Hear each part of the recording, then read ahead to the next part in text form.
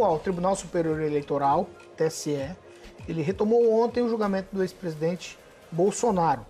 Bolsonaro é acusado de abuso do poder político e uso indevido dos meios de comunicação em razão de uma reunião que foi feita com embaixadores estrangeiros em julho passado no Palácio Alvorada. Naquela ocasião, o Bolsonaro falou, entre aspas aqui, sem provas sobre urnas eletrônicas e acusou também o sistema eleitoral brasileiro. A reunião foi transmitida pelo canal oficial da TV brasileira. A sessão do TSE recomeçou com a apresentação do voto do ministro que é relator, do Benedito Gonçalves. Ele foi o primeiro a votar e votou pela inegibilidade do ex-presidente Bolsonaro. O voto do ministro Gonçalves tem cerca de 300 páginas. Ele fez um resumo de tudo isso e diz não ser possível fechar os olhos para as mentiras e o discurso violento de Bolsonaro. Benedito Gonçalves afirmou que Bolsonaro influenciou o eleitorado, mobilizou sentimentos negativos, isso entre aspas, acirrou tensões institucionais e, novamente entre aspas, instigou a crença de que a adulteração de resultados era uma ameaça que rondava as eleições do ano de 2022. Vamos lá, quem, Rafael, você está à minha direita, já começo com você, para a gente destrinchar isso aqui. Já foi suspenso novamente, essa votação retorna amanhã retorna amanhã, mas o voto do relator tem que peso nisso tudo, Kim? Ele que faz todo esse julgamento antecipado aí, podemos dizer assim, né, para que, fundamentando todas as questões que podem levar, inclusive, o Bolsonaro à inelegibilidade. Agora, o que chama atenção é que discurso não pode mais, em campanha ou ser político, fazer discurso. Indiferente se você não concorda com o discurso do Bolsonaro, por exemplo. Inflamou. O discurso é política, é convencimento, a arte do convencimento. Se o político não tem mais essa arma do convencimento na hora de comunicar para o seu eleitorado que certo assunto, da forma mais enérgica, na hora da fala, como se expressa, o que vai acontecer com a política? Vai ficar um só lá e aí o resto não pode nem se manifestar mais, porque daí pode se tornar um discurso de ódio caso, né, a oposição não aceite esse discurso? Então, assim, essa linha é muito tênue. Por quê? Porque ultrapassa completamente a liberdade, os direitos fundamentais de um candidato. Mas na época, é bom lembrar, né, que está sendo discutido com relação a essa reunião, não foi numa época de campanha política, né? Foi chamado não só as pessoas a estarem nessa reunião, né, como os embaixadores, mas também do próprio Tribunal Superior Eleitoral para fazer parte dessa reunião, né? Não foi algo personalíssimo do Bolsonaro. O candidato, que na época não era nem campanha, não era nem candidato, Bolsonaro se promoveu numa reunião oficial. Uma reunião oficial essa que todos foram convidados a participar. Se não participou, porque não quis. Mas estava lá. Por que não estava lá, né, na hora desse discurso, o presidente, o Edson Fachin, por exemplo, e pediu a palavra para contestar o que o próprio Bolsonaro estava falando? Ele teve a oportunidade, ele recebeu o convite. Então, são situações realmente que é uma perseguição muito clara aqui, né? Começando, obviamente, com o relator. E os demais vão seguir nesse mesmo voto, acredito eu, né? Tudo indica que o Bolsonaro se torne inelegível, sim, amanhã ou depois, quando terminar realmente esse julgamento, que não vai, infelizmente, aí os ministros eles vão trabalhar até tarde, eu estou até com dó deles. Ontem, o que me chamou a atenção de tudo isso não foi o voto em si, foi o jeito como o próprio Alexandre de Moraes, na hora do retorno dos 20 minutos, eram umas 9h10 por aí, retornou ao plenário e deu a perceber que o plenário, quem estava lá assistindo, estava sentado quando os grandes, majestosos ministros chegaram. Inclusive ele falou assim, não, peraí, não senta. Ficou observando para ver se alguém ia se tocar, para todo mundo se levantar, porque já que os majestosos chegaram, né? Ele teve que usar o microfone e falar assim, viu, vocês não vão levantar, não? Mas isso é prático. Pois é. Isso é Então, assim, é um nervosismo na hora de presidir uma sessão tão importante para o país, né? Então, acho que essa questão está muito mais atrelada a quem eles são do que realmente a população deseja que eles sejam, né? Que é ministros, que são ministros imparciais e ministros que realmente façam o dever de casa. Ângelo Rigon. Não, só reforçar que é prático quando ministros entram numa sessão, todo mundo se levantar. outros lugares adotam a Nossa, mesma quando coisa. eu estava no Tribunal de Justiça fazendo sustentação oral, nunca pediram isso. No STJ eu não Agora, sei se você já fez no nunca fui STJ. ali em Brasília fazer sustentação, algo do STF, tipo. TSE. Mas Não. TSE. me parece TSE. estranho, porque eles Mas não são interessa, deuses, são né? ministros. Uma coisa é você falar com o ministro, outra coisa é você falar com o desembargador e juiz. Tá? São deuses diferentes, né? Vai, Ângelo Rigon. Não. Vamos pela ordem. Digamos que Ângelo Rigon. Vai. Isso. Foi muito bem feita a explicação do ministro, porque ele fez de uma forma para se evitar pedido de vista. Ele explicou didaticamente cada erro cometido pelo ex-presidente Jair Bolsonaro a partir da divisão em 3 blocos. Mas digamos que haja, porque provou que ele é mentiroso e conspirou contra a democracia. Mas digamos que aconteça um evento branco e, de repente, ele não seja condenado, coisa que até ele admitiu, o advogado admitiu, que não tem como ele sair inelegível dessa. Mas digamos que aconteça um evento branco. Tem mais 14, 15 processos pela frente. Você veja o tanto de mal que essa pessoa fez ao país. E ao contrário do Kim falou, não é nada a ver com o discurso. É contra uma situação específica. Ele usou a máquina pública, a TV Brasil, não usou o Ministério das Relações Exteriores para uma reunião com embaixadores de outros países, representantes de outros países, para falar mal do país que ele presidia. Então, foi uma preparação do golpe que não precisa nem falar assim, nem precisa ir para 8 de janeiro. Mas o que está aí é inegável. Não tem. Todo mundo elogiou ontem. A forma como foi feito está muito bem embasado o voto do ministro. Agora é só esperar. Todo mundo é muita gente, hein?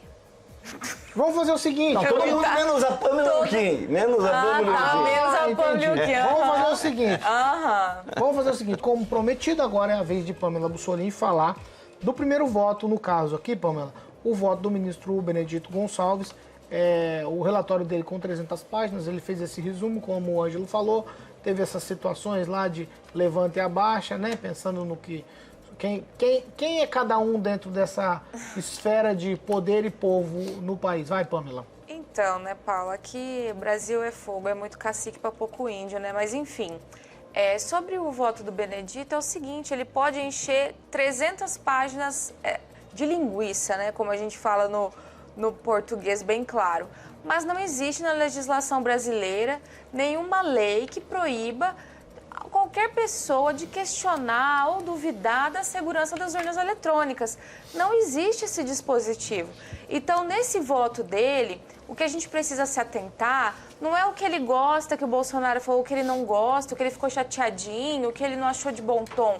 Não é isso que está sendo julgado ali. Para se caçar uma pessoa, tirar uma pessoa da política, votar uma inelegibilidade, eles vão ter que pautar isso numa legislação. E eu estou curiosa para saber que legislação vai ser essa que vai dizer que não é prerrogativa do presidente, por exemplo, se reunir com autoridades internacionais, porque era uma prerrogativa do Bolsonaro, ele poderia fazer essa reunião.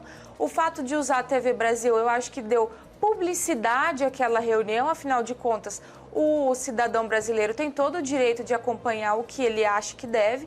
Então, ele ligar na TV Brasil e ter uma reunião passando o que está acontecendo em Brasília, para mim, me parece mais um ato de publicizar o que está se fazendo em Brasília do que, usou a estrutura da TV Brasil. A gente está vendo a TV Brasil sendo usada para outros fins, hoje muito mais pessoais, do que esse tipo de coisa. E outra, não era prerrogativa dos ministros do Supremo se reunir com os embaixadores dias antes do que o Bolsonaro, da reunião que o Bolsonaro fez, né? Eles, já cansei de falar aqui, quem já cansou de falar, N juristas no Brasil já cansaram de falar que eles deveriam se ater aos autos, parar de dar entrevista, parar de dar posicionamento político, mas dias antes eles fizeram uma reunião também com embaixadores para defender as urnas. Então, assim, qual a prerrogativa de juízes de fazer uma reunião com embaixadores totalmente fora de contexto? Já o Bolsonaro era prerrogativa dele, faz parte do cargo dele se reunir com autoridades internacionais, tratar de temas que ele entende que sejam pertinentes, como, por exemplo, dizer se alguma coisa lhe soa estranho, se alguma coisa soa estranho para o povo brasileiro, gera insegurança. Então, fazia parte do papel dele. Então, pode encher 300 páginas. O que a gente quer ver no Brasil, não só nesse caso, nós não estamos vendo, é o cumprimento da lei. É colocar a lei como ela está. O direito criativo está aí, a gente vê que eles inventam leis para caçar pessoas. A gente viu o que aconteceu com o Dallagnol, criaram a futurologia no direito. Então, quando a gente fala que agora no Brasil é o direito criativo, realmente é o direito criativo. Mas eu não quero ver 300 páginas de exceção de linguiça. Eu quero ver um julgamento pautado na lei brasileira. E não é isso que a gente vai ver. Naman, quero te ouvir sobre essa questão da inegibilidade do Bolsonaro.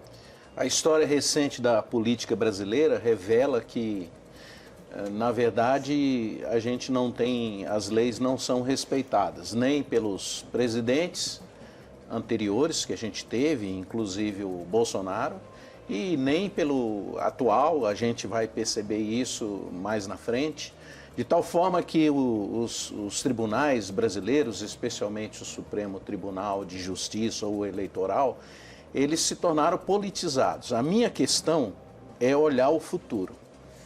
E o futuro indica que nós não temos referências hoje para que essa juventude que está alienada possa dizer assim, não, de fato a gente tem gente séria nesse país que quer fazer as coisas com seriedade, pensando na maioria da população, pensando nos mais pobres. Basta a gente ver as últimas notícias acontecidas lá. O nosso Lira, né, está aí envolvido numa corrupção. Olha os presidentes anteriores, presos, inelegíveis, impeachment, caçados. Então, a expectativa quando a gente olha para um político hoje, infelizmente, ela é extremamente negativa. A gente não tem referências. Esse país carece de referências, de homens, de gente comprometida, de mulheres comprometidas com os mais sofridos. E o que a gente está vendo são pessoas cuidando dos seus próprios interesses e não estão nem aí com nada, absolutamente nada.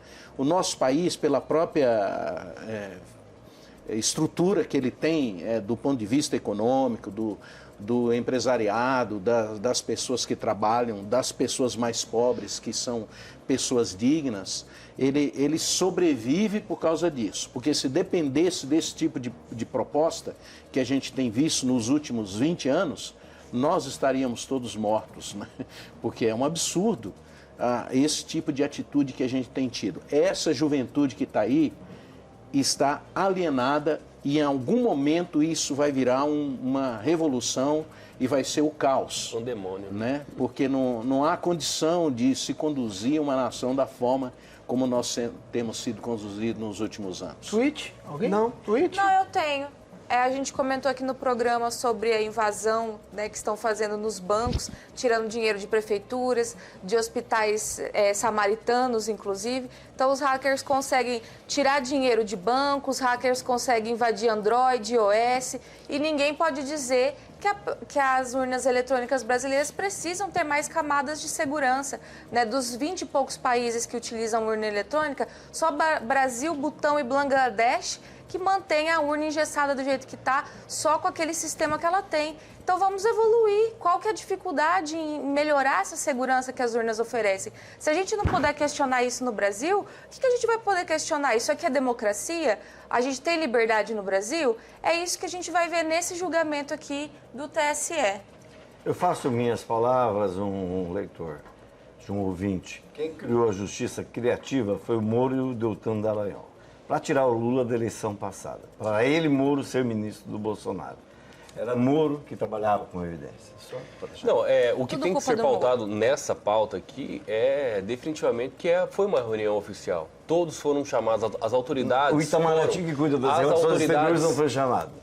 Ah, é? Quando é governo, o presidente quando é União, quem chama é o Palácio do Planalto. A presidência que é o chefe. O chefe do Itamaraty a presidência estava lá. Não é o chefe do Isso Itamaraty. está no depoimento. É o seguinte, no voto do ministro ontem. Era uma reunião oficial. Todos foram chamados. Se você não foi e não compareceu e foi chamado para questionar o discurso de ódio do Bolsonaro, decidido 3 dias antes. Desculpa, você perdeu. Claro agora, falar sobre a TV Brasil, dizer assim, está usando a máquina pública. cara. Pô, Se ele tivesse toda feito semana isso, agora Não pode, não pode, não tem que usar, tem que usar. E agora? E tem que usar E pra agora? mentir, E agora essa live seu que Kim, acontece do usar a Lula televisão toda pública terça-feira, pra terça, mentir, segunda, como ele terça-feira às fez, 8h30 da e manhã. conspirar contra a Os democracia. passarinhos voando, falando lá da intimidade. Era mentira o passarinho? Alguém ouviu o passarinho? Entrevista. Era mentira o negócio das Entrevista. urnas. É isso que a gente está falando, é isso. Entrevista São oficial. duas coisas Entrevista diferentes. oficial com um jornalista contratado pela TV Brasil. Olha, se isso aqui não é uso pessoal, Mas claro, tá usando a TV personalíssimo da Brasil. máquina pública Isso para é falar errado, sobre concordo. historinha pra boi dormir. Mas ele não está Pelo mentindo, amor não de está Deus, contra a gente. democracia. O Namão está o cometendo que o Namão crimes. falou aqui, o que o Namão falou aqui é exato.